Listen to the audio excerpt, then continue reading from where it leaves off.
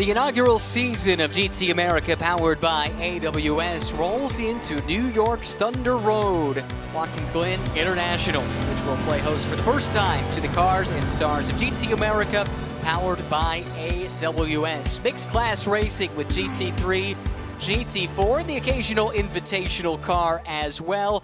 Set to go in a sprint race format. No pit stops, full throttle from green to checkered. And we're about to go for race one of the weekend at WGI. Hello, everyone. My name is Ryan Marine. Calvin Fish joins me in the broadcast booth.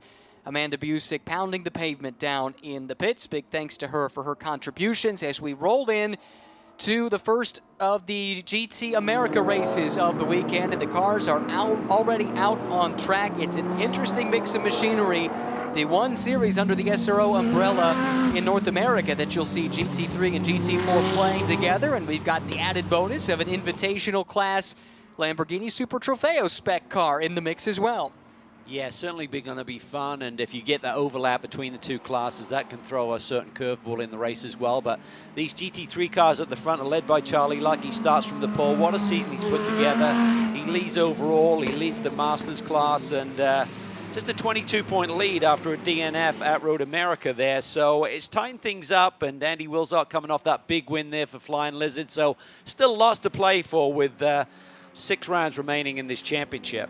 Let's hear about late developing stories in the pit lane now with Amanda Busick. Oh, and this is a big one. You see Jason Harwood making his best qualifying effort of the season. Well, that 88 Lamborghini was in the GT World Challenge race earlier and had a gearbox issue. This team was able to turn this around in less than 2 hours, installing a new gearbox, one that came out of the car from the wreck in Road America. So let's see what they'll be able to pull off here. But Jason racing with energy from his qualifying today earlier. Yeah, great effort in qualifying. He lines up fourth, make that second overall. Had a really good run in the GT World Challenge America race earlier today until the gearbox issue that Amanda made reference to. And that's great work from this young team. Remember, Zelus was very late in coming together, and really remarkable what they've been able to do to get this car repaired and ready to go. As we take a look at the track map of Watkins Glen International, circuit length 3.37 miles, 11 corners, broken down, of course, into 3 sectors, each of which present a unique challenge. It's a great one. It's really fast, super smooth, super high grip, a lot of elevation change. That first sector is really all about speed. Get through turn one effectively, then it's wide open all the way up towards the inner loop, which is that little chicane area there that starts sector 2. Then sector 2, more handling is at a premium through that sector there, so you'll see an ebb and flow between the different manufacturers and the different drivers through that sector. And then sector 3, finishing off the boot, and then the last couple of corners, I love those flow, how they come through turn 10 and through turn 11 on that start-finish straight. It's really remarkable.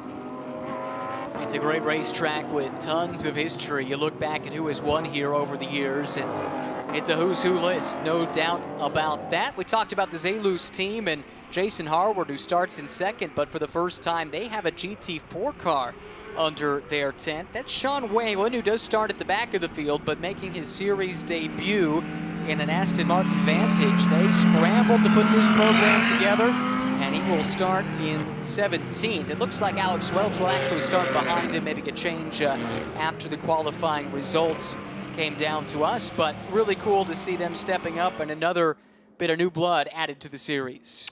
Yeah, it is, and it's great to see the teams evolve and find their feet, and now they're getting comfortable midway through the season, willing to expand and really just dip a toe in the water, I think, in regards to possible programs for next year. So it's wonderful to see, and great to see that team respond to being under the gun there with changing the transmission in that GT3 car. Is not a quick one, and to get it done and get Jason back on the grid is a tremendous effort. Hopefully he can reward them with a nice podium run here this afternoon. Starting field, Charlie Luck on the overall pole, blitzed the field by over a second to take pole over Jason Harwood. Then it's Jeff Burton and Andy Wilczek, 3rd and 4th. John McGrew will start 5th, the final of the GT3 spec cars. Then comes the invitational car, Cesar Baccarella for TR3 Racing, driving a Super Trofeo version of the Lamborghini Huracan GT3.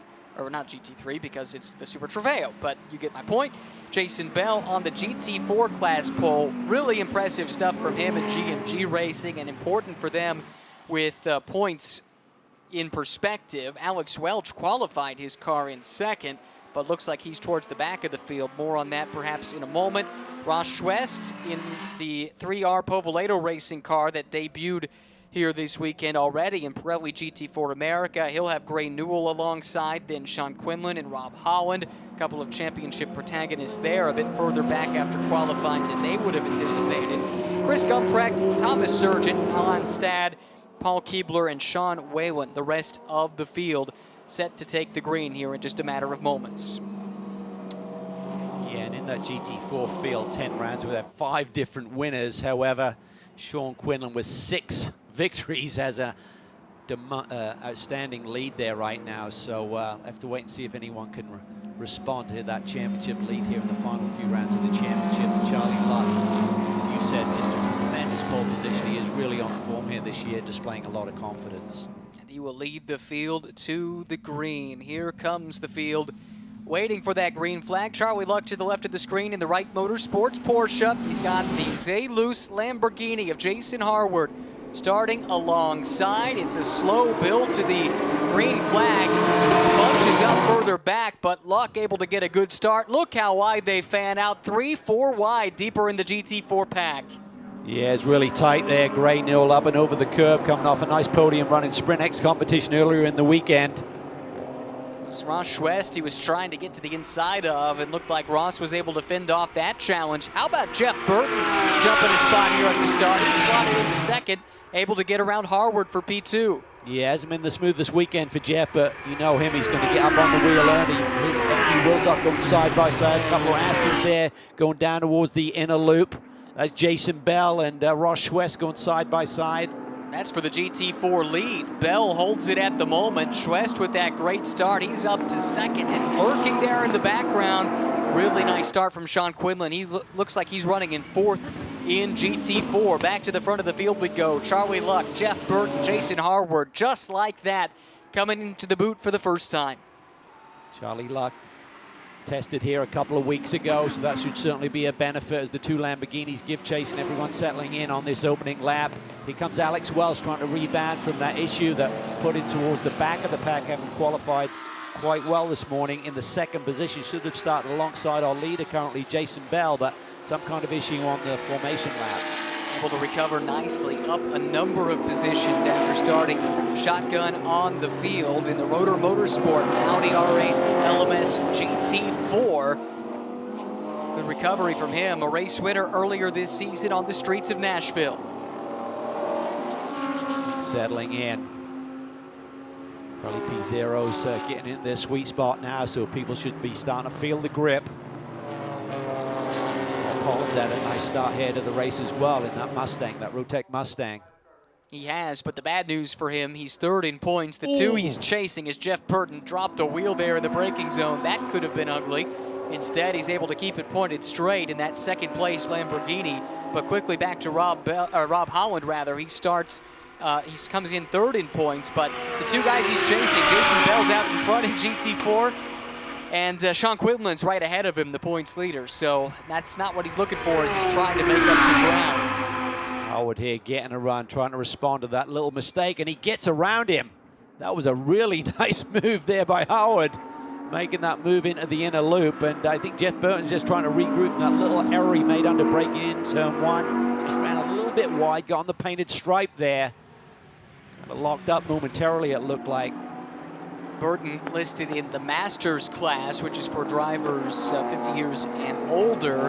Harward is not, but that pass matters for him because he's in an overall points category. So where he finishes relative to the Masters cars affects him as far as how many points he scores. So now up to 2nd, that will help him there, trying to chase down Charlie Luck, who leads. Here is the points leader, though, in GT4, Sean Quinlan, with Rob Holland filling up his mirrors in that Mustang.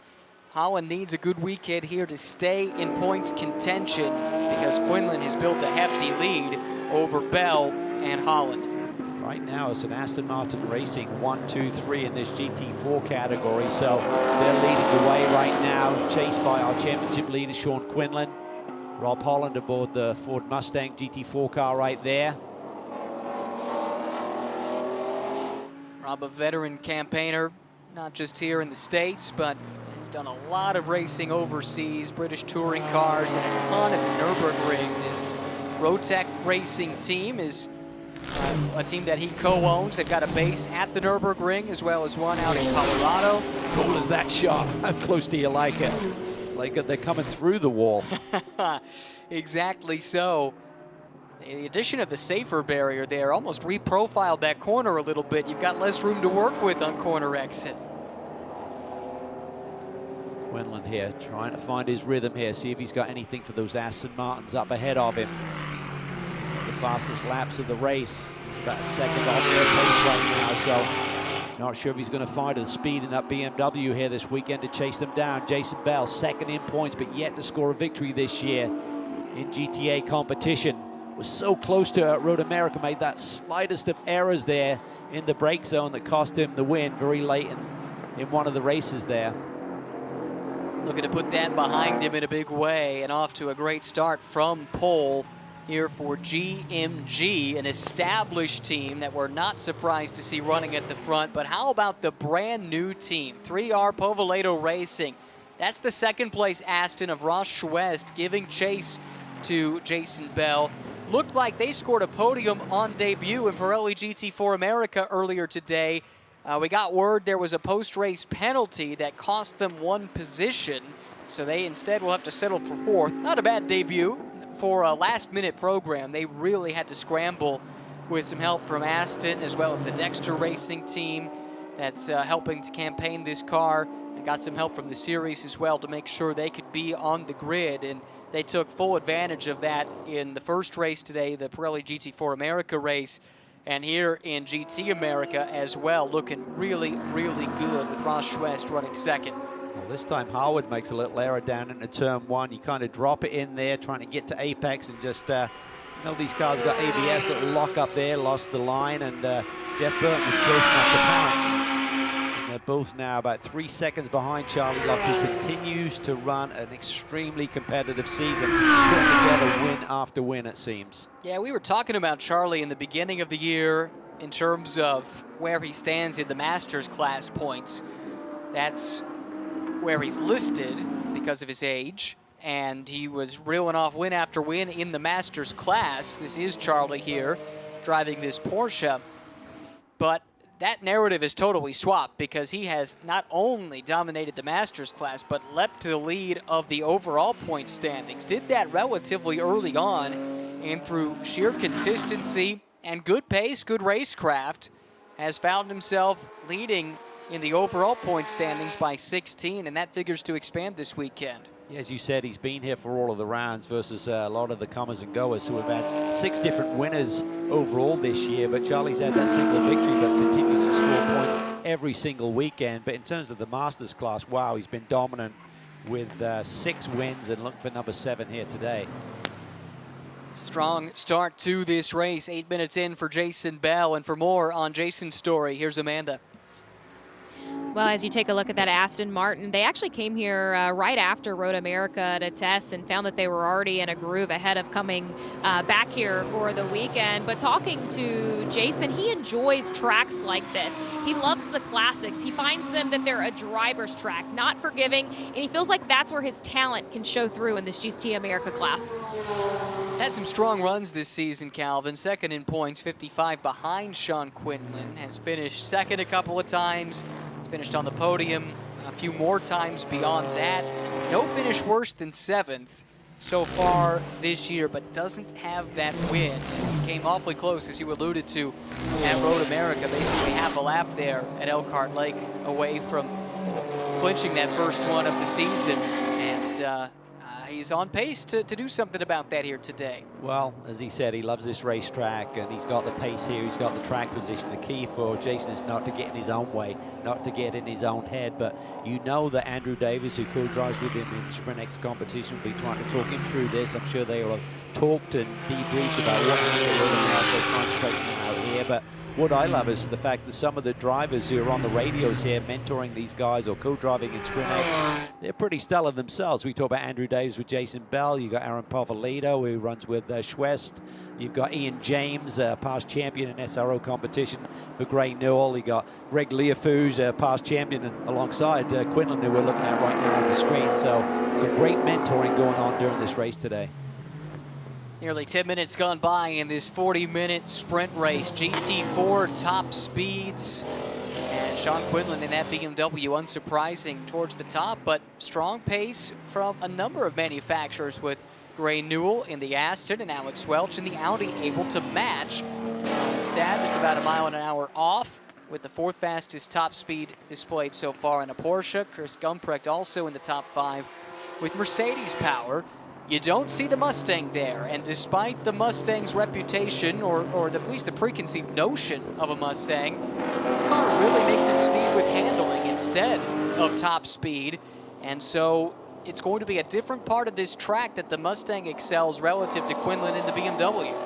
Well, I think you think of the Ford Mustang as like an American muscle car, like all horsepower and get it in a straight line and go, right? But when Multimatic took over this program to develop this new GT4 car, they really did it right. They recognized what does a GT4 car need. You need good handling, you need good car that's really good in terms of tire degradation, good braking, and that's what they put into this race car design. Here comes Rob Holland, though. Got a nice run out of the final corner. Can he be last to the weight breakers going into turn 1? Quinlan gives him some space.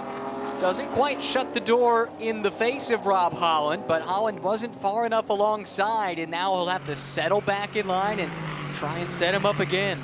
Yeah, he's going to have to be a little bit closer and just get alongside and kind of block him out of that corner. It will happen a little bit too late. With Sean Quinlan's experience now, he's been in those situations many times before. And he understands how to deal with it from a racecraft perspective. Sean is from, or lives currently, I should say, in Northern California. And back in 2012, he got invited to a friend's birthday party at WeatherTech Raceway Laguna Seca, and part of the party involved an autocross session, and he liked it. So shortly thereafter, he bought an E30 to go club racing and has been racing out on the West Coast for a number of years before stepping into the pro racing ranks. And he and that Stephen Cameron racing team, along with Greg Leofouge, who's his co-driver in Pirelli GT4 America, and coaching him on the radio here in this single driver format, they've proven to be a really good pairing, and the team has come around them very well as well. They won a championship in 2019, and he's got the championship lead here coming down into the stretch run, because keep in mind, the series does head to Sebring next, but that is not a points-paying event for GT America. That's just an invitational race, effectively. So they just have these 2 races this weekend and the Indianapolis races to go as far as the points are concerned. Just 4 rounds that count towards the points, yeah. So it's a lot tighter. So Quinlan has a nice lead. So he's getting close to that point where he can put it to bed. He can, if he can have a good run here, but unfortunately for him, and good news for Jason Bell, Bell is doing everything he needs to do to stay in the hunt, leading when his championship rival is having something of an off day, running back in 4th. No off day here for Charlie Luck, and he has built his advantage to 4.3 seconds over Jeff Burton, who has since extended the lead over Harward since making that pass. So those two have swapped that spot a couple of times, but Burton now has laid claim to it, and actually on that last lap was moderately quicker than Charlie Luck. Yeah, it's. I think Charlie may be managing it. His fast lap is about 8, 9 tenths up on the chasers right now of Burton and Harwood. So I'm sure John Wright is on the horn to him in terms of saying, okay, Charlie, just control this. Make sure you got some tires left in case we have a full course yellow and a bit of a reset. But he's just demonstrating a lot of confidence. They're doing enough testing to really keep him in his groove. And, you know, when you start to put a run together like this in a championship season, it just builds and you go from strength to strength. And with Wright Motorsports, you know you're going to have a good car underneath you. They're running the other car as well, obviously, in GT World Challenge America. So they can probably bounce some setup ideas around as well, know what Charlie likes in the car, adapt their setup with the other class over to this one. And this is the result. He's out front. Charlie coming from a racing family. That car number 45 is something of a family heirloom. And Charlie going back to the 80s. did some NASCAR racing in what was then known as the Busch Series, and went away from the sport for a time, really from 1987 to 2017 as far as pro racing is concerned, before jumping into some single-make Porsche racing, and now shaking off the cobwebs in big-time racing in GT America powered by AWS. It's been great all season long. Really launched himself into the conversation with some strong runs back at Sonoma, and then had that overall win at VIR. Looking like he might be on pace to do that once again. Jeff Burton, though, has his hands full as he's trying to chase him down. This is Reardon Racing with Jeff Burton running second. Yeah, really pushing the limits there, coming up into turn 7, the toe of the boot. So a little wiggle there right at the apex, and he's pushing hard. You can see us right on the limit there, just squirming around into the brake zones. Maybe using the ABS as well to try and get to the threshold of the braking into some of these corners, but just massive grip here at Watkins Glen. Just amazing with the resurfacing job that they did here a few years ago, that it's maintained its smoothness. It really hasn't buckled to the severe winters that you have up here in the Northeast at all, it seems. Jeff Burton, 2019's GT4 America Sprint X West AM champion. That was back when they had the split East and West portions of the series. He did that driving for Reardon with Vesko Kozarov as his co-driver in an Audi. Last year, racing in GT4 America Sprint AM, finished 3rd in points with a race win and 5 podiums, 3 fastest laps in that season. Just loves his racing, right? And he's doing the dual program this year. So he's got this 40-minute race. He's going to have his 40 to 50-minute stint in the GT World Challenge America event as well. So just a ton of track time, and that just really helps these AM drivers really get comfortable with the circuit and really maximize their speed here on a race weekend.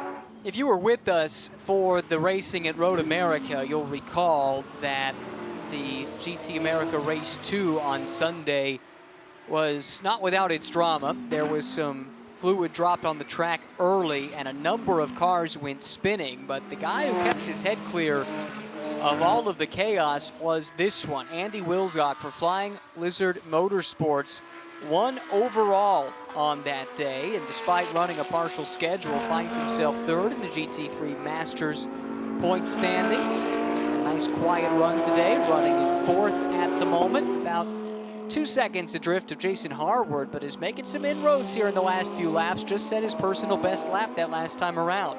Bit of an all-star crew with him this weekend as well, with the Flying Lizard team having multiple programs running this weekend. They have to draft in some extra personnel. They got Nathan Bonneau, longtime team manager for PD Cunningham's real-time racing efforts, is helping with the squad. And Rick Mayer, long time with Risi Competizione, a lot of success over the years, is working here, who also worked and engineered Darren Law's car when he ran with Brumos in the prototype era. So good synergy amongst the group, and great to see some of the stellar names in our sport supporting this program. Darren was telling us that there was a little bit of history with Rick Mayer and Risi and the Lizard team. If you go back to the 12 Hours of Sebring a number of years ago, a late race, last lap, I believe, coming together between Risi Ferrari and a Flying Lizard Porsche. Jamie Mello and Jörg Bergmeister, I think he was saying, were the 2 drivers involved, and they were thinking about maybe making a joke about it in the press release. Well, we've forgiven Rick all these years later. He can come over and help us this race weekend. But I think it's water under the bridge by now. I'm pretty sure Darren was joking, but racers have a long memory, don't they? They do. They do. They hate to let it go. But yeah, just 2 of the best operations at that level of motorsport, just going head-to-head, going down to the wire for a big endurance win. Those things will happen. No one wants to give an inch. Here comes Rob Holland. He is not done in his pursuit of Sean Quinlan. Takes a late peek up the inside, and Quinlan gives him just enough room. This fight between these 2, though, has brought Chris Gumprecht into the equation. The Rintec Mercedes running right there behind. Mentioned all the carnage in the race on Road America. Rintec really had the worst end of it. They had 2 cars heavily damaged in that. But good to see them back with Gumprecht here this weekend. He's taking a peek at Rob Holland here, and Rob knows what's at stake. He knows that the points situation is getting a little bit dire, and the championship leader was just ahead of him. He's got 21 minutes to try and make that pass where he can at least gain a little bit of something, even if it's not to the extent that he's hoping for. But that job gets harder as Gumprecht closes in. Yeah, and as you mentioned, the problem for Rob Holland, or the second problem, is you also got Jason Bell, who's running second in the points, immediately in front of Rob Holland in the points standings right now, leading this race and leading it comfortably. He's stretched that lead out to 4.3 seconds right now. So this may be the game changer. We talked about Jason in terms of bringing it home and sealing the deal. Well, he's not under the same sort of pressure that we saw at Road America, because he's done such a great job here in these opening laps by establishing this gap. And that could be a little bit of a game changer for him. Chris Gumprecht's looking awfully racy, though. He's inserting himself into this equation, driving alongside Kyle Marcelli this weekend in the Pirelli GT4 America races. We saw that race one of that weekend earlier today. But, Chris getting some good coaching there and really putting it to good use. Looking awfully strong. Three-car battle here a little bit further in the GT4 field. Back down to the pit lane now, and Amanda. As you're talking about the battle between Sean Quinlan and Rob Holland, obviously a lot on the points contention here. I was just talking with this team where they're really struggling with this Mustang is on the straightaway speeds, but where they're hoping to catch him is in the corners. Said maybe the boot would be an ideal recommendation of passing or right in turn 1, coming off of 11 into turn 1. Seen Rob make a couple lunges into turn 1, and he certainly closes in the boot section, but hasn't been close enough to get a move made. And again, it's a much more difficult proposition now when he's got to think about defense as well as offense. Another lockup there for maybe looking for a way through there. Yeah. So Harward, we've seen him lock up into one before, and that is a little odd. These cars should have ABS. Right. So what does that tell you when you see the brake smoke? Well, you know, sometimes when you're going into an off-camber corner, even though if you got ABS, I mean, the tire can still skip across the pavement if you got a little bit of load into the cross weight of the car. So it can still happen, but we've seen it quite a bit. We saw Jeff Burton on the left side under braking in a straight line in the early stages of this race, seemed to lock up. And we've seen Harwood now a couple of times have issues.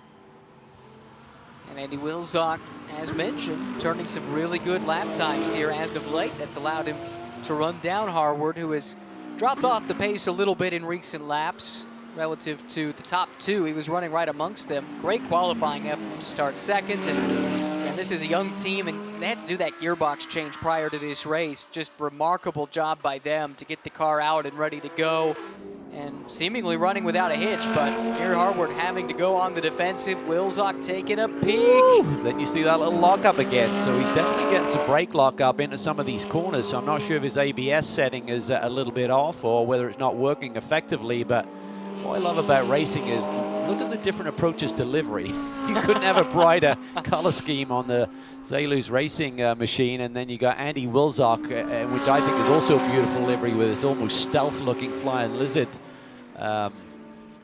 Stereotypical design to that car for the Lizard boys, but just good stuff. There is a subtle beauty to that scheme on the Lizard car. Not quite the silver and red that we're accustomed to, but many of the same designs incorporated into it as Wilczak takes a peek up the inside again. Not close enough to get the job done. No lockup this time from Harward either. But by all accounts, Andy Wilczak is really enjoying his racing in GT America this year. We had a chat with Darren Law about exactly that.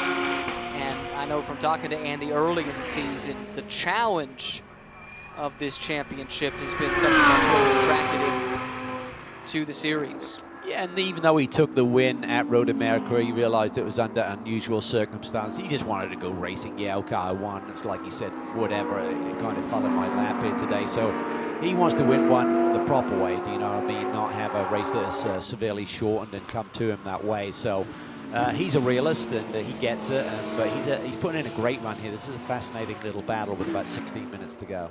And keep in mind, mixed class racing here with GT3 and GT4, and they're running down one of the GT4 cars. I believe that's Sargent, currently 8th in GT4 in that McLaren, just up the road. With this multi-class racing, it can create that little curveball and that little stumbling block as, again, we see Harwood there struggling with the braking on that Lamborghini right now. That's Wilczek getting close. Thomas Sargent did a nice job letting these two get through without encumbering them. Sargent had a good result at VIR, finished on the class podium in the first race there. It's been a bit hit or miss ever since then. And running a little further back, I'm sure, than he would prefer, but gaining more and more experience. Oh, big incident here for Quinlan. Big shunt. That's coming out of turn 1, heading to the S's.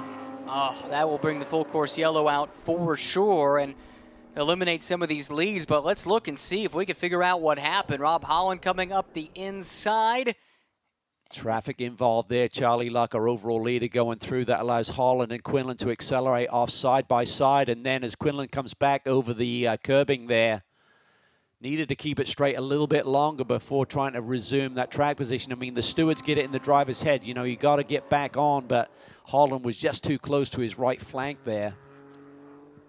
How do you view that? Was there anything Rob could have done to give a bit more room? Or is that just two drivers in a high-speed corner squabbling over the same bit of racetrack? Well, you could certainly say there's more real estate to the right side of Rob Holland, but I don't think he expected Sean to come on at that severity of angle. It wasn't like he just turned right, but I think he needed to ease it a little bit more subtly across, and they could have coexisted. So it's just really unfortunate. And it is. We certainly hope to see Sean emerge from that race car soon. 14 minutes, 42 seconds, and left in this race. Big-time championship implications there, too. Rob Holland. Really see any damage to the left side there.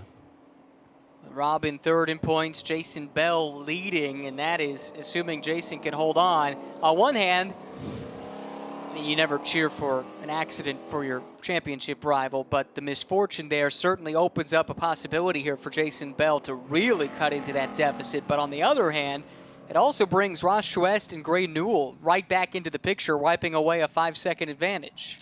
And critically, looking at the timing and scoring, we're only 64% of the way into this race. You've got to be at 70% to score points. So Quinlan could be on a 0-point score here today. Yikes. By the way, that incident is under review from race control. Really curious to see what they will make of the contact there. We'll leave it to them to adjudicate. Charlie Luck leading overall. That brings Jeff Burton, though, right to his doorstep, and Burton's been turning some fast laps as of late. It looks like Wilczek also made a pass on Harward. Here, let's look at this contact one more time.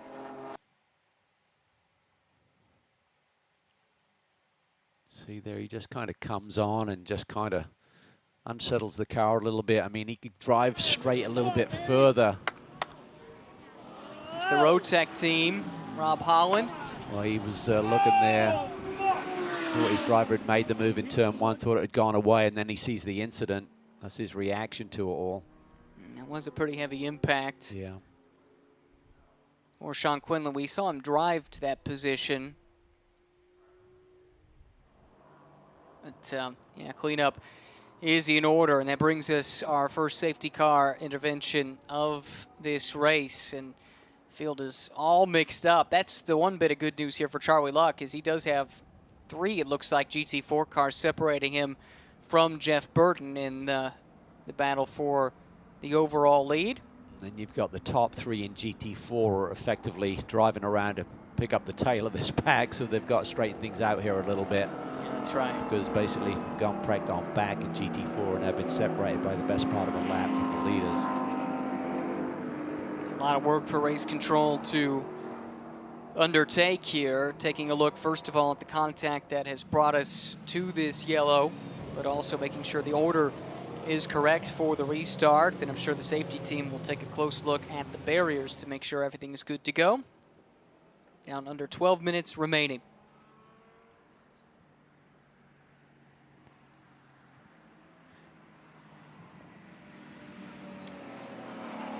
So So obviously the only way to really get that GT4 battle to everyone to have a shot if we should get back to green flag racing is to do a wave by where Charlie Luck would stay behind the safety car and then they would wave by that little gaggle of GT4 runners from Gumprecht, Holland on back. Otherwise, if we do go back to green, it'll just be a 3-car shootout between Bell, Schwest, and Newell. Unfortunately, that wave around takes time. That will leave us with even less to work with once the cleanup is complete. Probably not comfortable with doing that yet with so much going on there in turn 2. Well, let's take a chance here to give some credit to Gray Newell on what has been the best weekend of his young racing career. Drove incredibly well in the Pirelli GT4 America race earlier today and is backing that up with another strong run. His previous best finish in GT America was a 4th in the second race at COTA, which, as I recall, was kind of wacky with some weather maybe. But at any rate, he is looking to do that one better and score potentially his first-class podium if he can keep things going in the right direction. By the way, just got word from our production crew they got a shot of Sean walking, so that is great news to hear as the car is up on the flatbed after the heavy crash here in turn 1 that has us under the safety car. But now the Stephen Cameron Racing crew is going to have a lot of work to do to get that car ready to go. I think they share that car between Pirelli GT4 America and GT America, so that could be a problem there. And here are these 3 cars that we discussed who effectively are gaining the best part of the lap on their competition because they were split from them by the overall leader, Charlie Luck, who just lapped up to 4th position. And that would be Gumprecht, who took advantage of that situation, by the way, to get around Holland as well. So Holland was trying to make the pass there on Quinlan for 4th. Back to your note on Gray Newell there. I agree. I mean, just a great weekend for him. I spoke to Ian James coincidentally this weekend, who we co-drove with to a podium finish in Sprint X competition earlier today. He's really his mentor and runs that Heart of Racing program. I said, how is he doing? He said, we're really happy. He said, he's doing great. The results haven't shown it. And coming into this season, asking about Gray and his abilities, he said he's shown tremendous pace. We're really happy with what he's done in testing. This is why we're now throwing him into the racing environment. But he's done 0 racing, so he's got to learn how to race. And I think what's been as impressive as his pace here this weekend is how he's raced. I mean, he's really looked consistent when he's been in a battle with someone. He hasn't made that critical error. He hasn't panicked. He hasn't made that mistake. So hats off to him. This is the additional car from Zelus. They're branching out into GT4 for the first time. Whalen driving that car, and you can see some grass in the grill, so he's had an off-track excursion at one point or another. Sean Whalen driving the 888 car. Great to have him on the grid. Hope to see more of him in the future. But it's an interesting mix through this field here as we get deeper into the race. Just 8 minutes left, running behind the safety car. Sand running out of the hourglass for anyone that's not a class leader right now. Class leaders probably want this safety car to keep on going. And it might just, because this is a big-time cleanup still. Yeah. And I tell you what's going to be really interesting. If we do go back to green flag running, think about Jason Bell with his position in the pack. He has got a ton of traffic right in front of him that he's got to negotiate his way through, not make the mistake, not open the door for Ross Schwest or Gray Newell are going to be up on the wheel. That's a really good point because of the way they're positioned right now, effectively at the tail of the train, but a lap ahead of the GT4 cars ahead of them. Everyone ahead, they will be lapping. Right. Assuming no wave-by is undertaken. And again, that's just because of where the overall leader was in terms of lapping the GT4 field. The pace car picks up the overall leader, and that can make or break your day.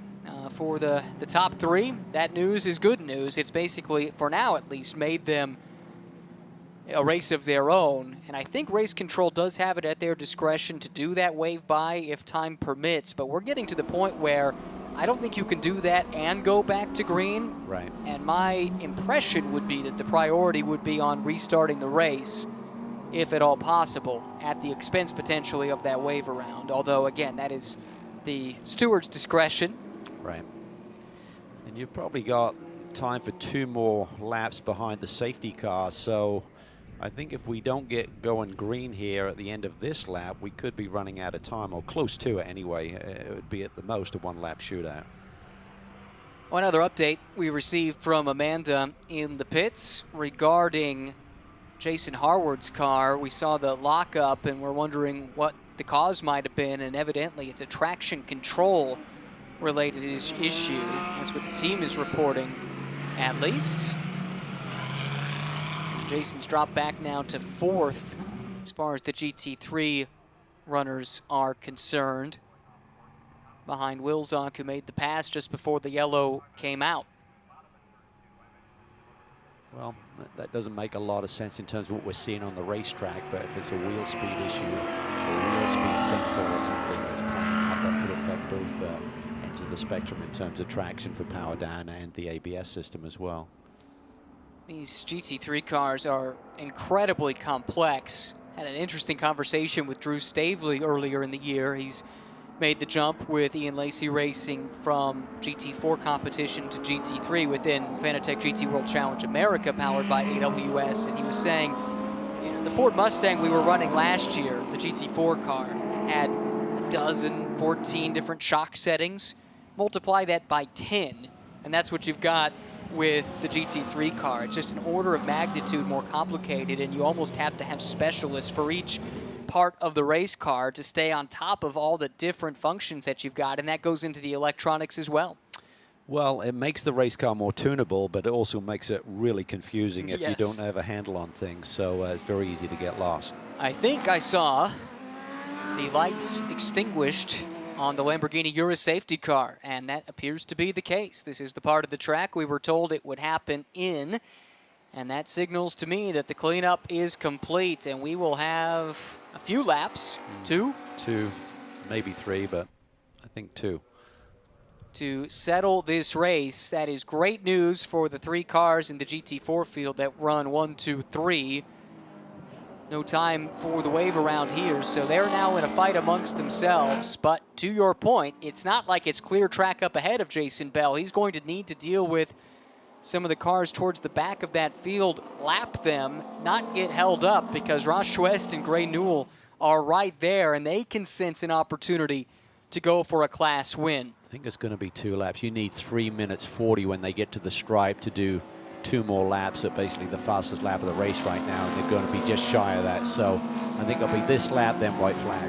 Here we go, cleanup complete. Time to go racing once again at Watkins Glen. 3.5 minutes remain. Charlie Luck takes a big jump out of turn 11, gets on the power and accelerates away using the GT4 cars as a buffer. And look at the back of the pack. They're 3 wide there between the GT4 leaders. Jason Bell trying to fend off Ross Schwest and Gray Newell, and I think Schwest may have got the jump on Bell as they came across the stripe. Now we'll keep a close eye on that. Right now watching Jeff Burton side through the GT4 field, trying to get an unencumbered run, and Charlie Luck who leads. Here we go, battle for the lead in GT4. Schwest has got it. Has come around Jason Bell on the restart. That's a change of position at the front of the GT4 field, and the fight for second now rages. Actually, that's lap traffic, excuse me, that Gray Newell is working himself through. So Ross Schwest ahead of Jason Bell, then Gray Newell, 1, 2, 3 in GT4. Yeah, that's wild. I mean, Jason Bell will not believe this, to have a 5-second lead effectively, be wiped out, and then go back to racing with some back markers right in front of him, or guys who are essentially a lap down. He'll be furious with this situation, the way it's unfolded, but we've still got another lap and a half to go. Well, it goes both ways, because right now the leader, Ross Schwest, is trying to lap Alain Stade right there in the Stephen Cameron Racing Porsche, and he can't get the job done entering the boot. That will hold him up and should bring Jason Bell right back into the picture. But I think the key is when they came across the line, Schwest had the position. You're not allowed to pass before the stripe on a restart. So the indicator is right there on the timing and scoring screen right now, is saying that Schwest was leading when they came across the line. So that could be a game changer and savor for this man, Jason Bell, unless he gives it back. Yeah, he is stalking Schwest at the moment. Schwest finally able to go around the outside of Stad. Stad does not hold up Bell nearly as much.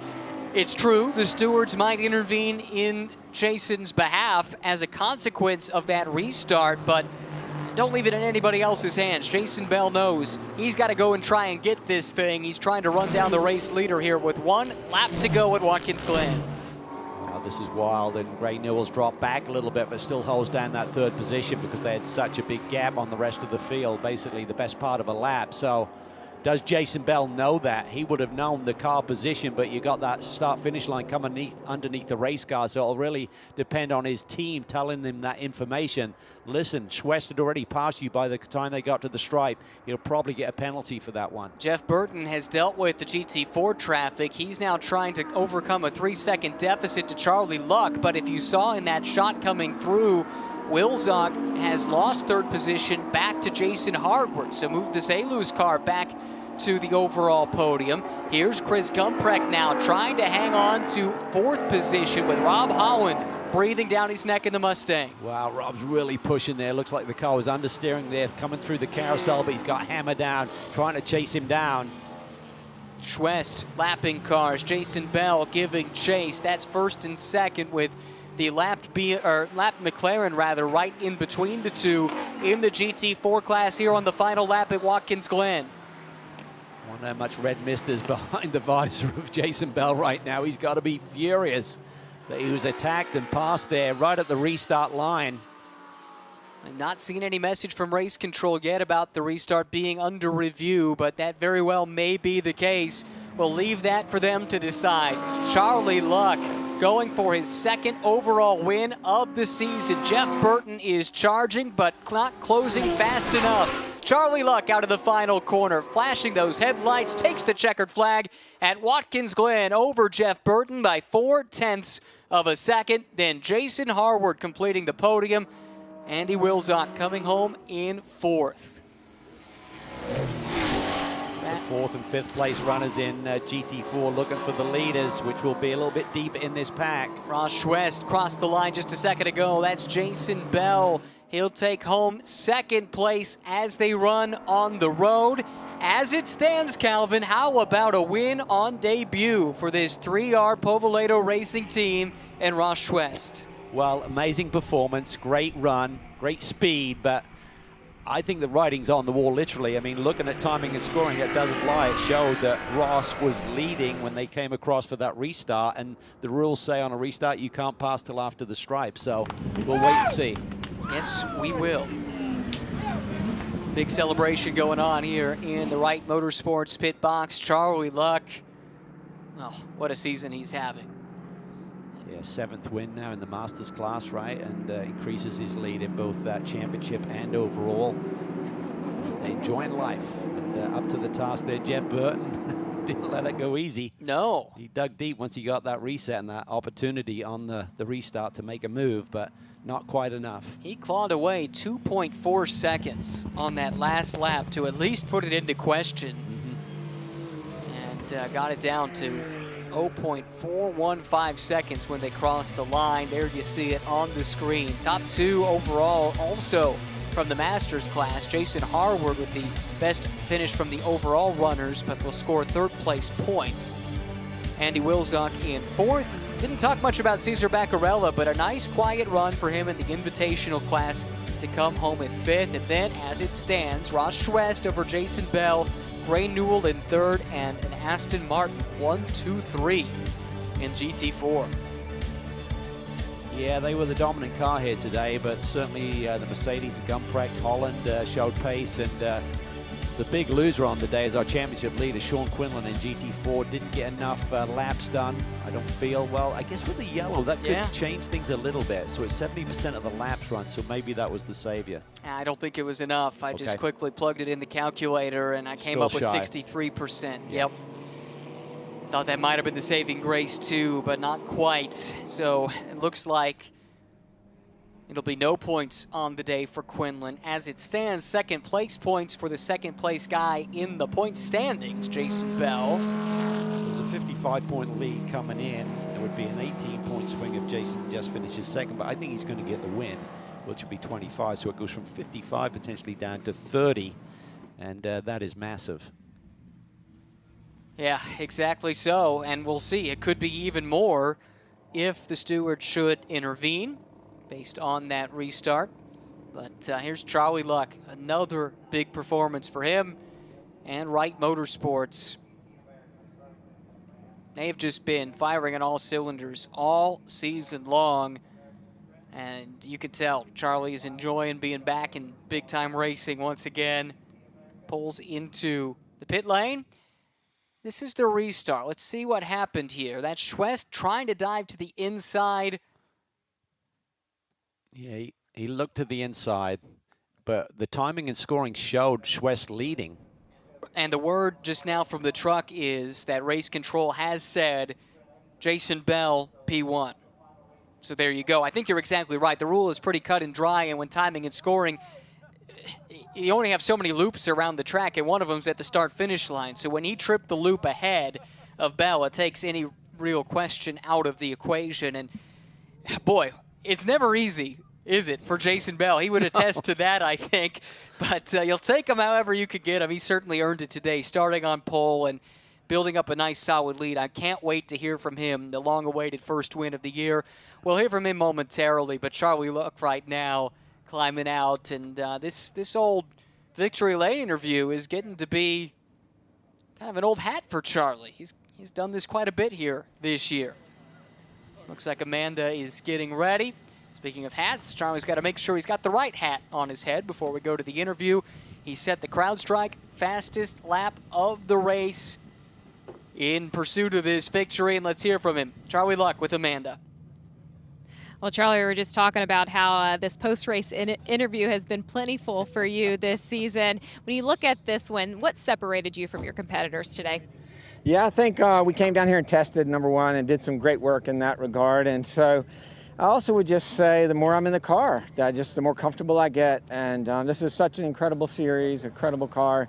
Can't thank John Wright and Bob and Jan for all their work to make this possible. And yeah, this was a really important race for us in the championship hunt. So we're going to try to do it again tomorrow, and then we're going to try to go to the last race in Indy and do it again. Congratulations, Charlie. Thank you.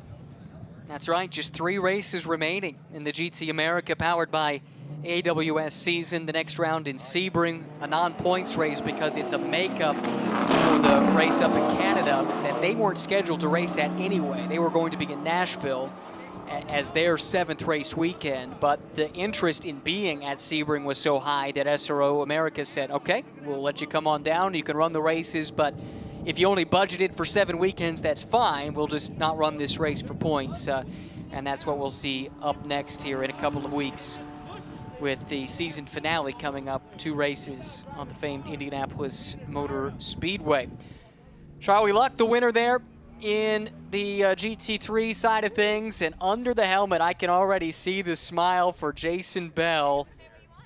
He's getting that helmet off, and I think he cannot wait to do this interview. He's been waiting all year for this, Calvin. I know, and I wonder when he knew. Me too. Did the team tell him immediately, listen, you're fine, just settle in and bring it home, or whether he had to find out after the checkered flag? Emotions will be high for sure.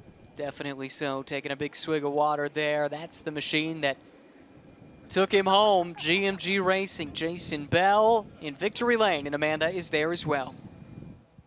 And he just said this one is a long time coming. And Jason, there were a review on the stewards, reviewed what happened on the restart, gave you the win here. How did you find out? Just a while ago when we were stopped. I don't know, I was gonna hurt because I've been working real hard, and this was a long time. Even Joe's crying over there. So this one is, I threw one away this year. So this one means a lot to me. I've talked to you about the classic racetracks, and you say they really exemplify a driver's talent. Mm-hmm. Why do you come to play here at these kind of racetracks? This one is about consistency and just being focused and hitting your marks. It's a tough track, and you really got to be on your game to win these races. So this is why. Congratulations. Right, thank you. No question, Jason was on his game today, Calvin. Put in a really good drive. The Joe he mentioned is Joe Foster. He was in the back of the shot there just a moment ago. Joe does so much work with the GMG team from a logistics standpoint to make sure they're on the track. Really the right-hand man to James Safronis, the team owner. And I think everybody at GMG will relish this. They've had a longtime partner in Jason Bell, and he's come a long way. He talks about consistency. That really wasn't always his game, but it sure was today. It was. I mean, pole position, led immediately, gapped the field, all in control. And then I knew it was going to be difficult because the way it's set up with those guys effectively getting a lap on the rest of the field and going back to green, immersed in traffic. This is how the race started. Green flag came out just over 40 minutes ago. Both GT3 and GT4 taking the green flag together. Charlie Luck able to get away, but the fight was on further back within the GT4 field, and it was furious. Jeff Burton got a great start to jump around Jason Harward and get up into second. And then this was right here, a preview of things to come. Jason Bell fighting there with Ross Chouest. Big move here from Harward, able to get around the outside of Jeff Burton into the inner loop. Yeah, that was really cool, racing between the two Lamborghinis. And we see there a little bit of an electronic issue. One end of the spectrum certainly affecting his braking ability for Harward. Huge moment here, not just in the race, but in the championship. Points leader, Sean Quinlan, colliding with the Mustang of Rob Holland, and the points leader goes out before the 70% mark. He does not score points. Charlie Luck picks up his second overall win of the season here at Watkins Glen.